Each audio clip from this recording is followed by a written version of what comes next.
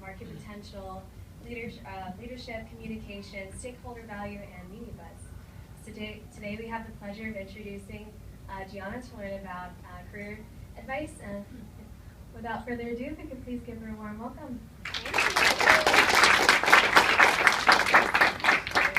Where's the little clicker? Hi everyone.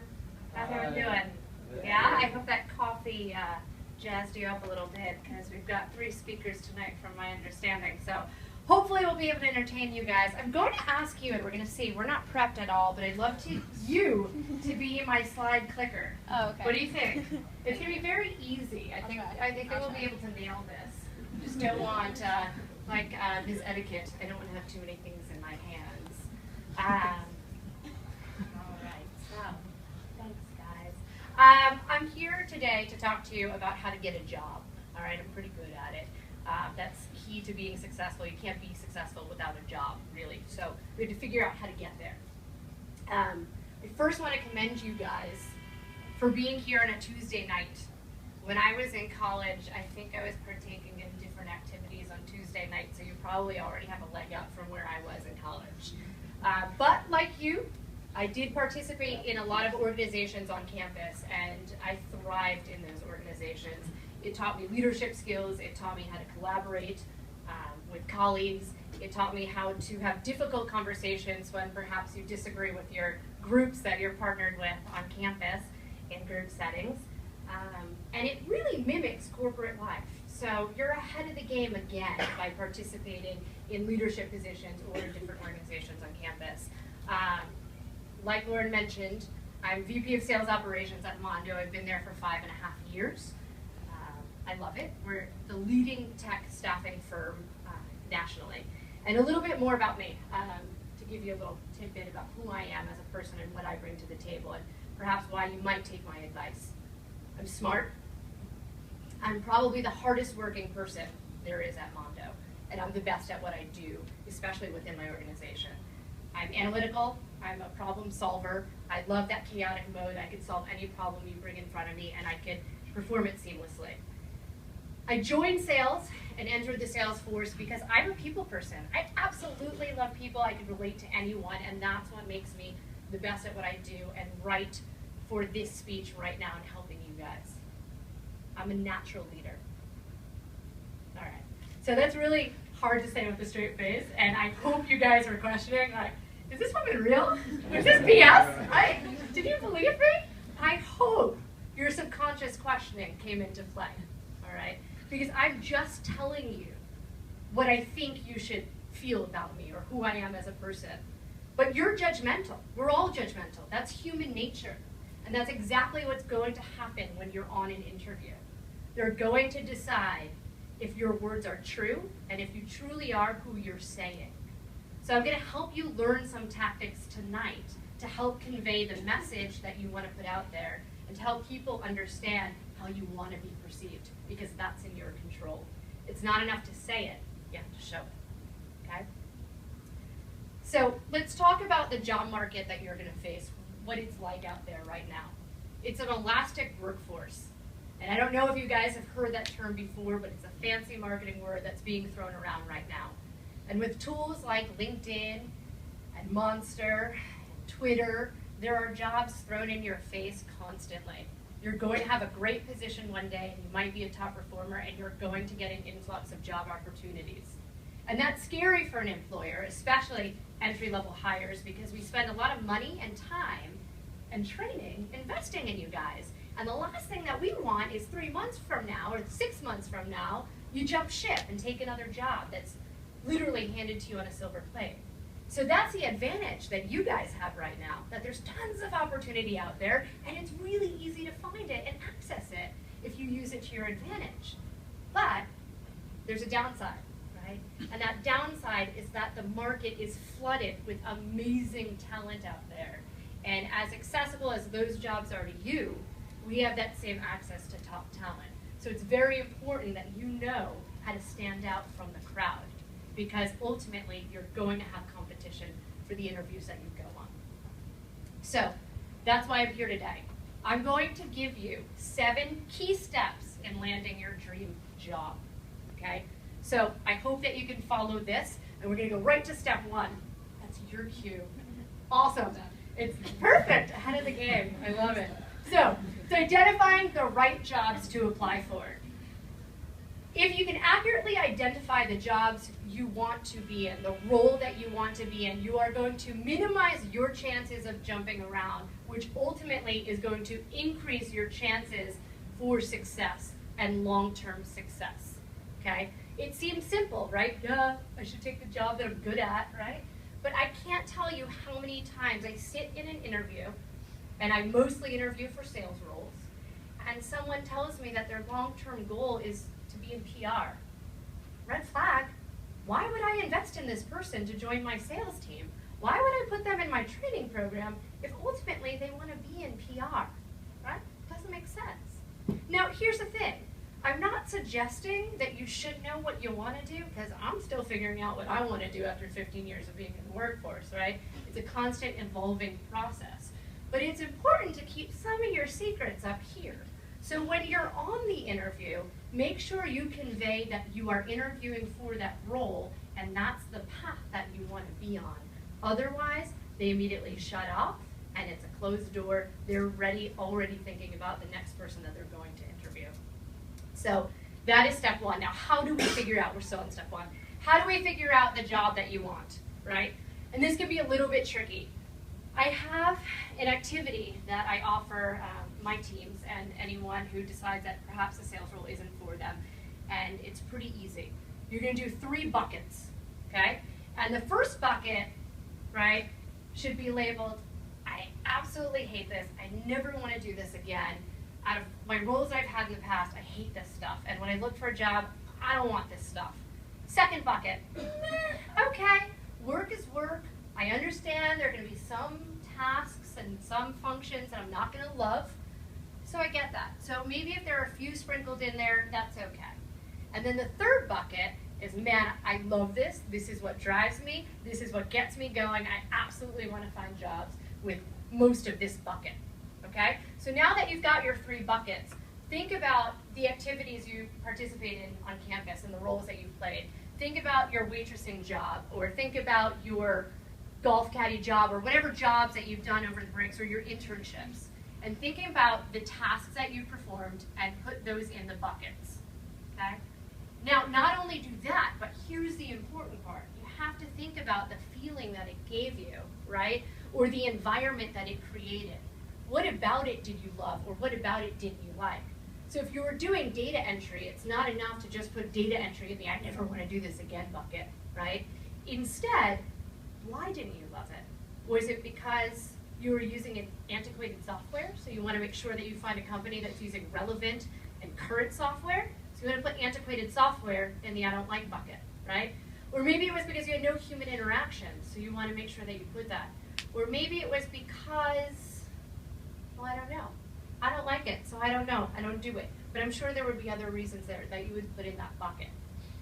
So by doing this and comparing your past roles, right, in these buckets, you're then able to look at job descriptions and look at each bullet point in those job descriptions and try and figure out what the result would be, right, and match it with the different results that you have in those buckets. And that's a great way to compare a fast-paced waitressing job to a sales role, okay, or being captain of the lacrosse team to running events for a small PR agency, okay? So you're now able to draw parallels between 2 jobs or 2 functions that were relatively difficult to do so before this activity. So that's a great way for step 1 to identify the role that might be right for you. All right, step 2, create a strong social presence. Cannot tell you how important this is. 90% of employers, fact, will check out your social profiles before you even step foot in the door for the interview. 5% of you have a social presence that will match what they're looking for, okay, or that will be impressive. That is a huge, huge disconnect between those stats. So here are a couple of things that you want to think about. You can control the perception that people have of you by what you put out there, okay? You want them to come away knowing who you are as a person by what they're seeing and reading about you. That's in your control. So here's some quick, simple tricks, right? Take down the party photos, right? I just interviewed a girl, we did a Skype interview, and the photo that popped up was her with 3 girls, like, not professional, right? Not professional. Take that photo down. Take down revealing photos. Take down any stupid posts you may have written at 3 a.m. that they might find, and you know what? We probably all have them. You seem simple. Clean up your social presence.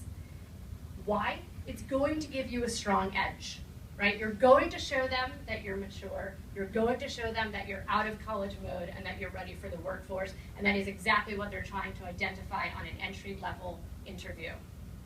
You can show your personality, and this comes into play when they're deciding between you and another candidate. You absolutely want your personality to shine and show them that you are the right culture fit for their environment.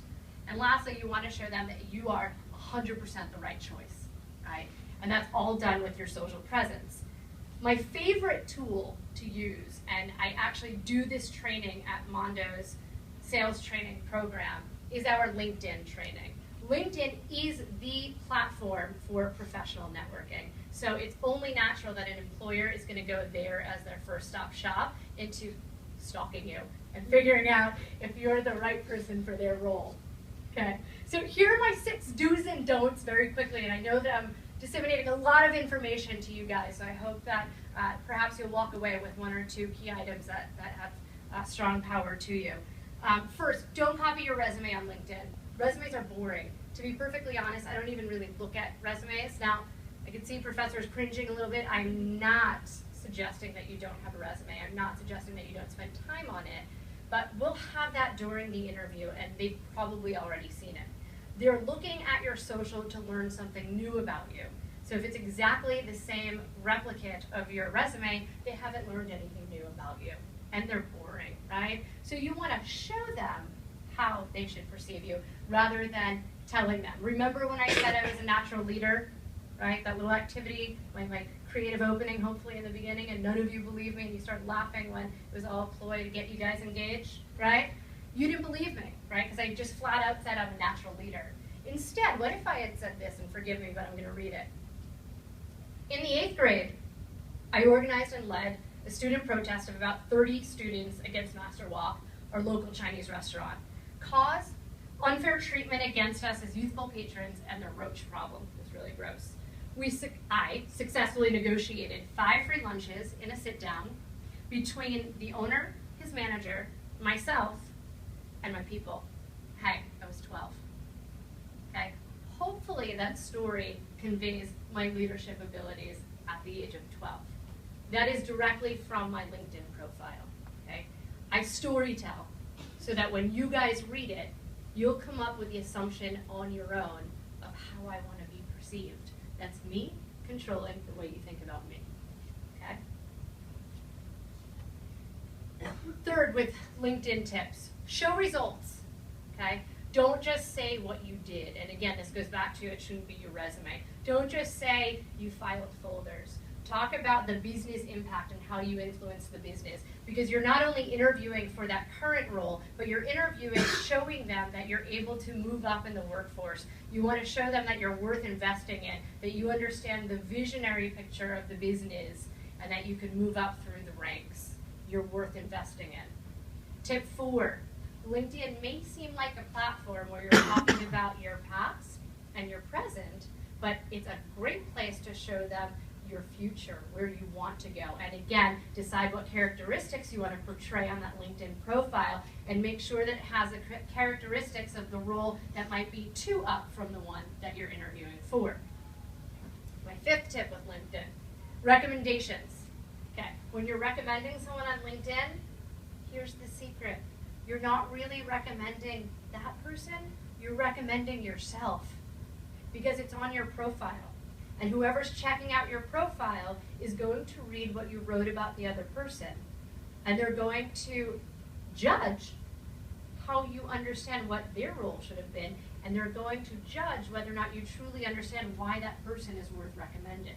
So remember, it's more about you than it is them. So choose very wisely and spent a lot of time on the recommendation if you choose to give one.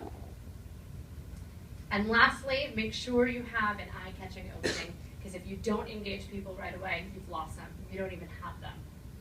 So how do we do this, right? How do you guys create a LinkedIn profile that's engaging?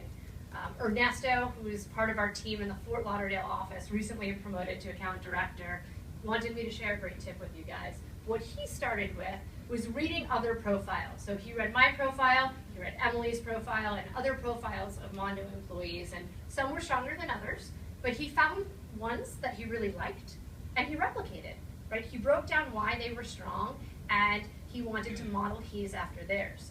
The next thing he did was figure out the 8 characteristics that he wanted to portray, okay? And he wrote stories for them, and then he let them sit for 24 hours, and then he came back to it, and he cut 25% of what he wrote. He did that the next day, and then the next day, until he felt he had a digestible profile, right? One that was appropriate, one that would maintain people's attention. And so that's how he built his LinkedIn profile. So I urge you guys to do the same. Remember, 90% of employers will check out your LinkedIn profiles, and only 5% of you have good profiles, all right? The lasting idea that you want to remember here is you want to paint an image of you that the employer can remember. All right, so now step 3, practice. Practice, practice, practice. Before you go on an interview, think about, again, I keep on going back to it, the characteristics that we've listed out in those buckets that you want to take on, and you want to remember your stories that you can share that will help them understand that that's who you are naturally and innately as a person, okay? Another tip here to practice is perhaps you have 5 different interviews lined up. Try and manipulate it so that the first or second interview that you go on are ones that you're not 100% wild about. This can serve as really great practice, and you'll get your feet warm a little bit during the interview cycle, okay? Do not skip this step. I still practice till this day, meetings that I need to have with my staff or with my boss. It mimics the same idea. Step 4, research the company, right? You need something to talk about, and you need to show them that you actually really care about joining this company. So you want to do 2 things. You want to research the company itself and figure out maybe they have a new product that launched, or perhaps they just moved overseas and opened overseas. You want to show them that you understand their world, because that's what they're focused in. Secondly, and perhaps more importantly, you want to research the person that you're meeting with, because remember, 90% are looking at your profile, so you have to remember that you need to look at their profile as well, okay? And bring it up. Let them know that you read it. Ask them questions about things that they wrote about, because they care about what they wrote about. And people love talking about themselves. I mean, look at me. I've been standing up here for 15 minutes, and I can go on for another 45 minutes, right? People love talking about themselves. So get the employer in a position where they can guide you and give you tips, and kind of elevate them a little bit and let them speak. They're going to enjoy themselves. Trust me on that. Make sure that you do a fair share of talking as well, though. What you want to do when you're researching the person is find commonalities so that you can relate to them and perhaps create an emotional investment, right? So that, again, you stand out over your competition, okay? Through your research, you want to prepare interesting, really out-of-the-box questions. Okay, we get the standard questions, and I don't mean to slam career services, but they give you, I'm sure, a sheet of standard questions to ask. Throw them in the garbage. Everyone asks them. They are boring. You will not stand out, okay? So find interesting ways to really grab their attention and to show them that you care about joining their organization. All right, step 5. Here we are. We're playing with the big boys now. We're on the interview, right?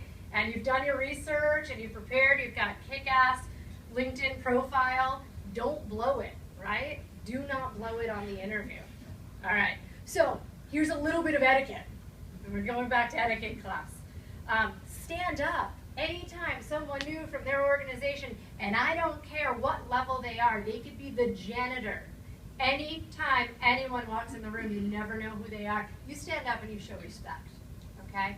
Next, you want to give a firm handshake, please. There's nothing more uncomfortable than a wet fish handshake, one of these. I've literally thrown it back at someone. I was having a bad day one day, and I didn't know what to do with this, okay? So practice, practice. Don't worry if you're sweaty. I'd rather shake a sweaty hand than this, okay? Make eye contact. Very important to make eye contact. Show them that you're engaged. They'll stay engaged. They're probably very busy and have a million things on their mind, and if you don't keep eye contact, their mind is going to wander. Make sure you sit up straight, shoulders back. It all has to do with confidence, okay? You have to show them that you're not a meek college student. Instead, you're a future leader, because that's who people want to hire, all right? Avoid fillers. Like, and I'm pretty good at, waitressing. You do not sound smart, okay? Instead, you actually sound stupid. So be careful of saying and like too much. It's a nervous habit. My trick, because I get nervous, and I also, as we've noticed, long-winded, so I might forget what track I'm on, take a dramatic pause. Not only are they a little bit dramatic, but it'll help you catch up to your train of thought, and it'll help you catch up with the next point that you want to make. You'll come off stronger, and you'll grab their attention, because they're like, whoa, stop, right? And then you keep on going. You want the interview, okay, to not be an interview. You want to make it a conversation. It should be fluid. There's nothing more boring than a question and answer session. Do you guys watch Conan or Jay Leno or one of the talk shows, or at least have? Anyone? Thank you. All right. Have you noticed the difference between when Conan has someone that he's like friendly with or good friends with, and there's that chemistry and there's that back and forth, and before you know it, they are talking about from tennis to eating fried chicken to driving sports cars, and it's just been this whirlwind of conversation, as opposed to when he has someone there's obviously he's never met before and there's no synergy between them, whatever, and it's literally one question, answer, another question, answer, right? That's boring. So you want to mimic that synergistic conversation. You want it to be fluid, so when they ask you a question, answer it, and if they say something back, don't just smile and go, oh yeah, totally. Answer back, have a conversation. Channel back your parents' friends when you're at the dinner table with them, and you're having a nice conversation. You have to make it a conversation. Lastly, insert those interesting and bold questions that you've prepared during your research, okay? Employers expect you to ask questions, so give yourself a break and just prepare them. Have them with you. All right, step 6. And this is my favorite part, and a little secret. This is something that I look for, Emily looks for, and we don't hire people that don't send one in. Send a personal thank you note. And do not send a generic thank you note, because let's think about it. We just had this amazing interview, right? We've just been interviewing for the last hour, and we were talking about sports cars, and we were talking about travel, and we talked about the job and why all of your past experiences, match perfectly with what we have, and you're able to convey it and show it. And you asked me, questions about traveling myself and, working in the cosmetic world. And then you send in a thank you note that says, Dear Gianna, thank you so much for interviewing with me. After meeting with you, I'm further convinced I'm the right person for this role. I'm creative, I'm strategic, I'm a natural leader. I look forward to hearing from you.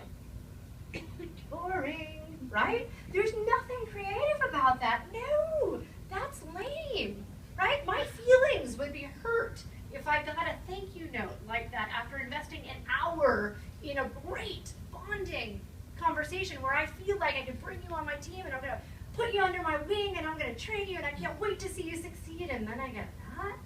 Oh, God, no.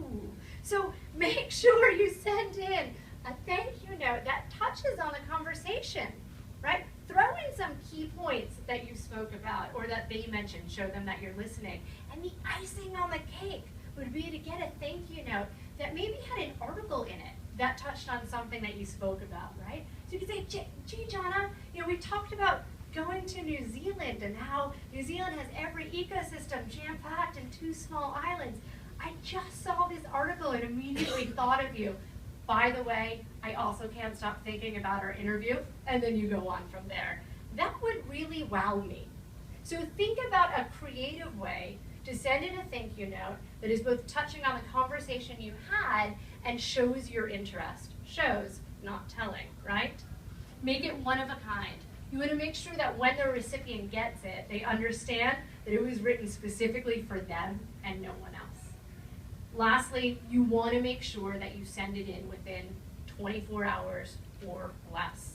Okay? So whenever you have an interview, don't jam-pack your day. Make sure you take an hour out of your day to write that thank you note. My recommendation is when you're in that parking lot, jot down some notes from the interview, and that way your mind is refreshed on what you spoke about, and then it's really easy execution to get that thank you note out as soon as you get to the place where you can shoot one out. All right, here we go, close mode, step 7, you guys ready? Close mode, exactly what it is. It's close mode on steroids.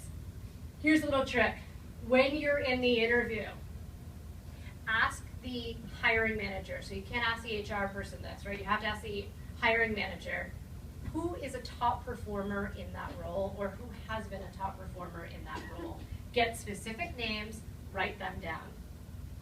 Then when you get back, find them in LinkedIn, connect with them, and again ask them some really interesting questions. Now, you have two options. You could either ask them each the same question, get their answers, translate that information, and fire in a quick email to that employer, basically doing a quick analysis of those answers. Again, you want quick, short emails, nothing too long. Or you could ask them each a different question to show how engaged you are, to show how creative you are, and either one of those techniques would work really well. Now, being that this person was a top advisor, they're probably someone that this hiring manager really values and will really listen to, right? A trusted advisor.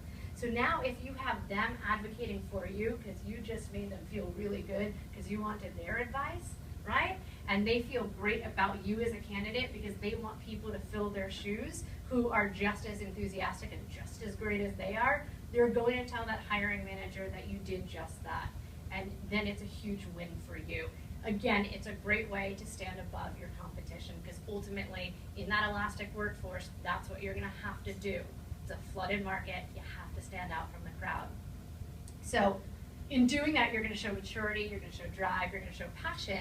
And remember, we spoke earlier about not saying you're all of these characteristics. Instead, you're showing them. And this is a great way to show them that you're all of those. So what happens if you don't get the job, right? This happened to me once, and I actually have used these 7 techniques throughout my career. I've interviewed for dozens of jobs, and there's only been one that I didn't get. So I know these work. Now, there was a role, and it's actually my current role at Mondo, and I didn't get the job right away. But I ended, obviously, we all know the ending to this story. I went on the interview, and it was just in my late 20s, I took a little bit of a crisis year and traveled around the world. And upon coming back, I sent my resume to every single person I knew, including the CEO, Michael Kervin, Mondo. And I came in for an interview. He said, absolutely, come in for an interview. So I interviewed with him. I interviewed with a few members, senior members on the team, and apparently they all loved me, right? And they asked me lots of questions. They were really hard. They kept on pressing me if I was ready to enter the job force again, if I was very serious about it. Michael shared a story that he knew other people who had traveled and they just weren't ready to get back in there. And I was like, no, dude, I'm ready. Like, I want to work. I need money. I'm broke. And I want sales. And then someone else had kept on mentioning, like, you know, gee, you've been a district manager before. Why go back into just a regular sales capacity? Aren't you going to be boring? And I thought I did a good job of conveying that I wouldn't be bored and that I was right for the role. So when I got the call from Mike saying that they didn't have budget for me, my initial thought was, fuck, I really messed that up. They always have budget for a great salesperson, always. Especially one with my track record, like, whoa, I messed that up. So I took a step back and I thought about, again, the questions that they asked me, and I clearly didn't work around their objections correctly. And the objections were, are you ready to re-enter the workforce, and will you be bored in this role, or will you feel satisfied? Right? So I had to come up with a strategy because I knew that I wanted to work at Mondo. I fired in another thank you note, readdressing these issues. So that's another great thing that you can do on a thank you note, right? Or if you find out that you don't get the role, help them understand why you didn't answer those, or convey to them that those objections aren't true. So it's a great forum to do that. And the next thing I did was interviewed with competitors, and I found a job that was exactly like Mondo. It was another tech staffing company, and I called into Mike and said, oh, by the way, have you heard of this company? Because I'm interviewing with them. Oh, yeah, I've heard of them. Let me know if you need help negotiating your contract. And that's when I was like, well, I hooked him. So I let him know that I was going to start there, but the minute that he had an opening, I wanted it. And every week I followed up with him. And it took me 3 weeks, I got that job. And here I am today, 5.5 years later, as vice president of the company. Okay? So just because you may not have nailed that initial interview doesn't mean it's not over. So feel free to use that thank you note as a forum to readdress any issue that you may not have answered very well. So, guys, those are my 7 steps to getting a job. Got one more slide. Number 1 is IDing the job, right? Finding the right job for you. That's the 3-bucket activity. Number 2 is creating your strong social presence. Number 3 is to practice. 4, you've got to do your research and bring it to the table. Number 5 is nailing the interview. 6 is the follow-up. And 7 is a closed mode on steroids. And if you do these, you will get the job. But the trick is, the power is in your execution. All right. So thanks, guys. Thank you. And unfortunately, I can't stay too long. I have a training that I have to go to in Boston tomorrow morning. But feel free to connect with me. All of my information is up here. I want to leave you with a quick stat. Last year, Mondo, we had 10 offices nationwide. We hired 56 entry-level sales positions. This year, I need to hire 120. So if you're smart, if you're driven, and if you want an intense sales environment, please be in touch, because I need to hire you. If you're not those, just don't. But thank you. Thanks, guys.